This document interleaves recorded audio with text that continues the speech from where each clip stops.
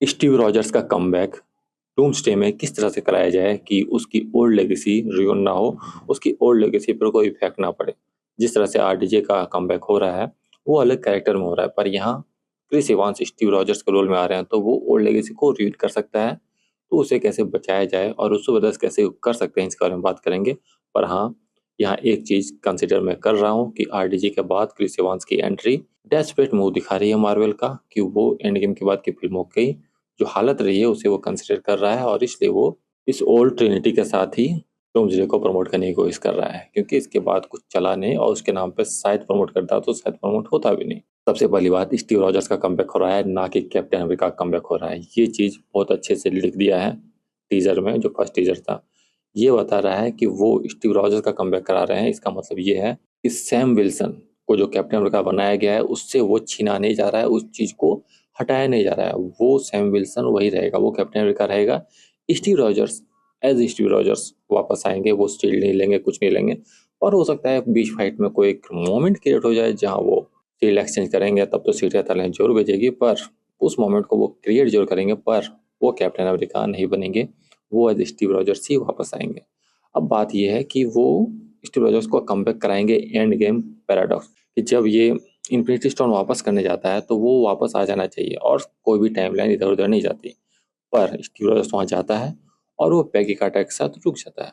फिर वो जब आता है तो वो ओल्ड हो चुका होता है और उसके पास शील्ड होती है, और वो शील्ड वो देता है सैम विल्सन को, और वो बनता है नया कैप्टन अमेरिका।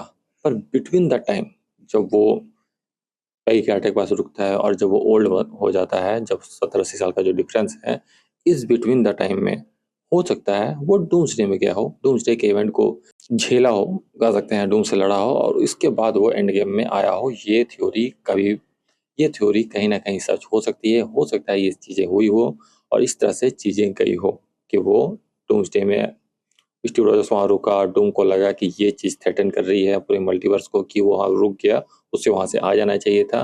वहां डूम जाता है, स्टीव रॉजर्स को पता चलता है कि ओके, मेरे यहाँ रहने से कुछ चीजें रुइन हो रही है, कुछ चीजें खराब हो रही है, तो वो खुद ही मल्टीवर्सल पोर्टल का यूज करके, जो वो जिस तरह से आया था टाइम ट्रेवल करके, वो फिर आगे जाएगा और वो आगे जाके फिर से एवेंजर्स को ज्वाइन करेगा, फिर से वो लड़ाई लड़ेगा इन फ्यूचर में, और वहाँ वो सैम विल्सन से भी मिलेगा और सब कुछ होगा।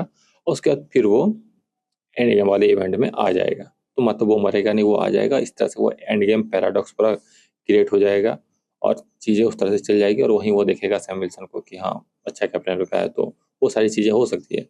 पर यहाँ एक प्रॉब्लम है। प्रॉब्लम ये है कि डूम मल्टीवर्स को पूरा तबाह करके वो एक बैटल ग्राउंड क्रिएट करेगा।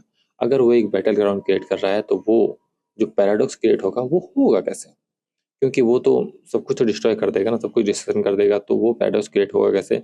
अब फिर वन बैटल ग्राउंड बनाने के बाद वो एक दुनिया बना देगा, सारी टाइमलाइन को सेम कर देगा, जैसा कहा जाता है कि कॉमिक्स में हुआ था। अगर ऐसा कुछ होने वाला है तब तो फिर ये चीज़ें करना मुश्किल नहीं होगा, वो कोई पैराडॉक्स क्रिएट नहीं कर पाएगा, क्योंकि सारा मल्टीवर्स ही तबाह हो जाएगा।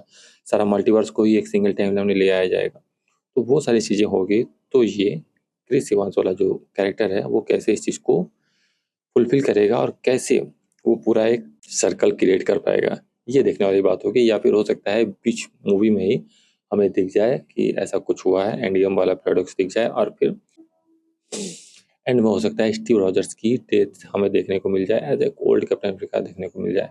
जो भी कुछ भी हो सकता है, पर फिलहाल के लिए स्टीव रॉजर्स का कैरेक्टर जो है वापस आ रहा है, और हो सकता है कि रूसो ब्रदर्स उसके कैरेक्टर को इस तरह से लिखेंगे कि वो ओल्ड लेगेसी को रियून ना करें।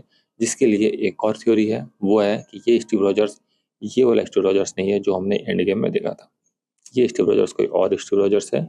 वो जब कहीं और गया, कोई और टाइम में गया, तो एक पैरेलल लाइन बन गई, एक पैरेलल टाइमलाइन बन गई, और वो वाला स्टीव रॉजर्स की कहानी दिखाई जा रही है। पर इसके चांसेस कम लग रहे हैं। रूसो ब्रदर्स आ रहे हैं और वो अपनी ओल्ड थ्योरी, अपनी ओल्ड स्टोरी को ही विजिट नहीं करेंगे तो कोई सेंस बनाएगा नहीं और काफ़ी कॉम्प्लिकेटेड हो जाएगा। तो वो ओल्ड स्टोरी को ही रिविजिट करेंगे और वहीं से स्टोरी को आगे ले जाएंगे। पर जो है वो है लेगेसी को ruin ना करना, और इस पे रूसो ब्रदर्स का ध्यान रहेगा। और रूसो ब्रदर्स इसके पहले भी चीज़ें सही वे में दिखा चुके हैं, चीज़ें सही वे में एक्सप्लेन कर चुके हैं, और वो कैप्टन अमेरिका से बहुत ज़्यादा प्यार करते हैं, क्योंकि कैप्टन अमेरिका की 2 फिल्मों को वो डायरेक्ट कर चुके हैं। तो कैप्टन अमेरिका से एक अलग कनेक्शन है उनका, और एंड गेम में और इन्फिनिटी वॉर में उसे एक अलग मोमेंट भी दिया गया है, काफ़ी चीयरिंग मोमेंट दिया है उन्होंने। तो वो उनकी लेगेसी को तो रुइन नहीं करेंगे, क्योंकि कैप्टन अमेरिका के लेगेसी को रुइन करना रूसो ब्रदर्स का खुद की लेगेसी को रुइन करना हो जाएगा, जो मार्वल ने उन्होंने बनाया है। तो वो इस चीज़ को फैंस से ज़्यादा वो ध्यान रखेंगे, क्योंकि वो कैप्टन अमेरिका से काफ़ी पहले से जुड़े हुए हैं।